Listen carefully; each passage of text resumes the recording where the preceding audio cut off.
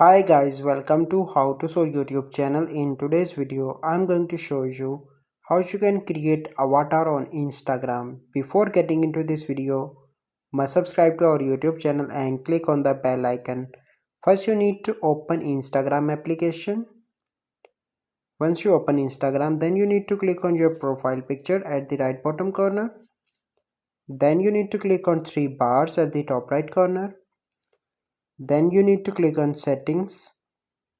And then you need to click on account, and here you need to select avatars, and then you need to click on get started, and here you need to select the skin tone. I'm going to select this one, and then you need to click on next, and here you can find different options like hairstyle. I'm going to select the hairstyle.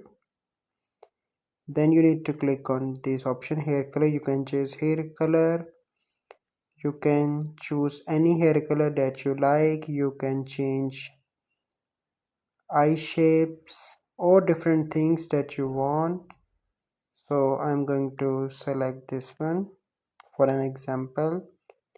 So you can change different things from here, and once you completed that, you simply need to click on done, and then you need to click on save change, and then you need to click on next.